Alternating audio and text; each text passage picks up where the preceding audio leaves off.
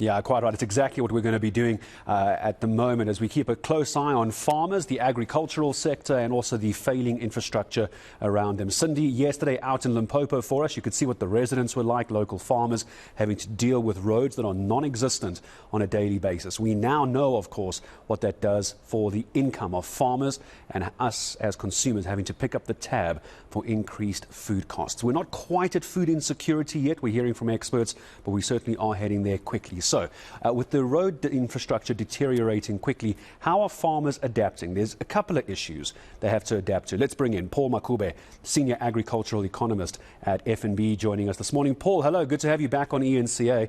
I appreciate your time. We're going to talk about the weather patterns because I remember a couple of years ago, La Nina was fantastic for farmers.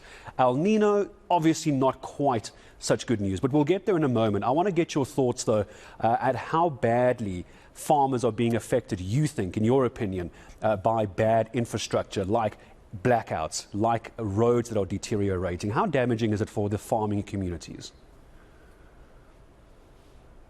Good morning and thanks for having me, and good morning to your viewers. Yes, infrastructure has deteriorated over time. You're talking about rail infrastructure, road infrastructure, port infrastructure. The deterioration means that farmers, have to spend more money, either trying to fix or the costs of logistics for them being very huge. And therefore, what it means is that you have an erosion of margins for producers. They take home little from what they have produced. It also impacts on the consumer as well, because the increased costs have to be passed on. It's difficult to get produce to markets, to export markets as well, which means that the increased costs either the producer has to absorb or they have to be passed on to the consumer.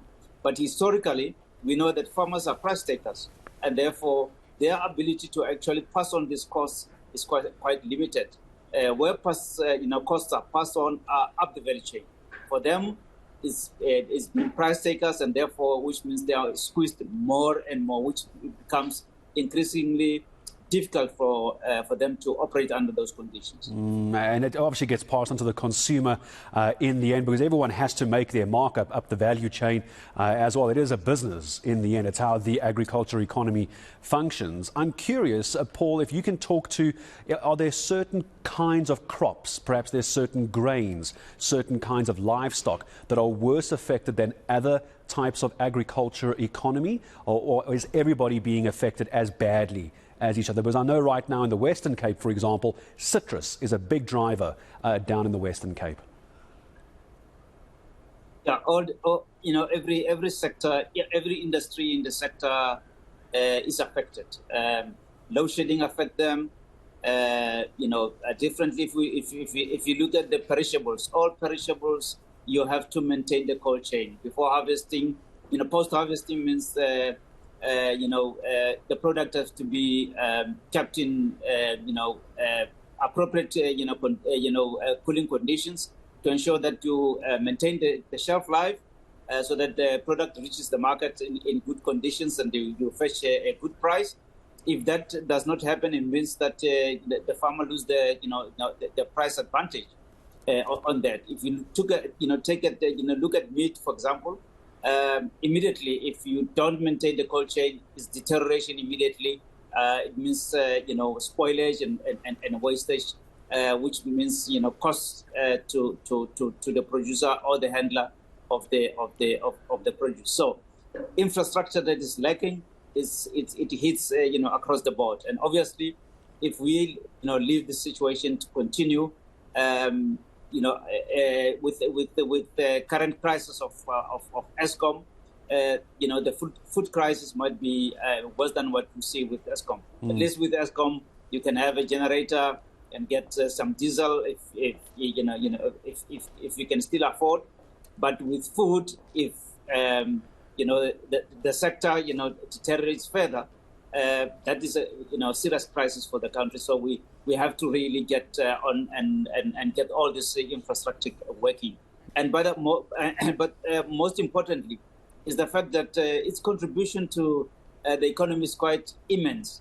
And given the resilience of the sector currently, if we improve on that infrastructure, we can actually drive this economy to higher levels. And Paul, as I start saying goodbye to you, I want to ask about the impact of climate change and weather patterns. As I mentioned at the start, it was a couple of years ago, Nino was great rainfall, incredibly high yields, high harvest, but now it's the flip side of that. Now it's El Nino. It's the opposite effect, which is having a real devastating effect on the outcome for the agriculture sector from a produce perspective. Tell me how bad that is, and how do farmers adapt to something like this? Because they adapt to weather, don't they? But then are we concerned, if you combine everything you and I are talking about with El Nino and the weather challenges, are we worried about food insecurity in our country? It's just a last question to you. Yeah, earlier on I've just talked about the resilience of the agricultural sector. So in terms of the question of food security, we are not yet there. But we can easily get there if we are not, waking up. But in terms of the weather situation, indications are that we are, fully heading to an El Nino situation, and which is characterized by a dry spell, which is not good for the agricultural sector. It is necessary for farmers actually to adapt to those changing, climate, situations. Given the fact that during the dry seasons, the crops are halved, livestock, pastures deteriorate, and therefore farmers have to be forced to liquidate their stock. But as they prepare for this season, for the season ahead, farmers have to be cautious about liquidating stock. Careful consideration about how you reduce your stock numbers, because the female herd that you need for herd rebuilding is necessary, because herd rebuilding takes a longer time. Paul, I really appreciate your time. I think you've given us a lot to think about, because not just the infrastructure challenges, but now you bring in climate change as well. You bring in issues like El Nino at the moment, the load shedding, the roads collapsing. Paul Makube, making great sense of what's happening in the economy as far as agriculture is concerned. Paul Makube, I thank you for your time.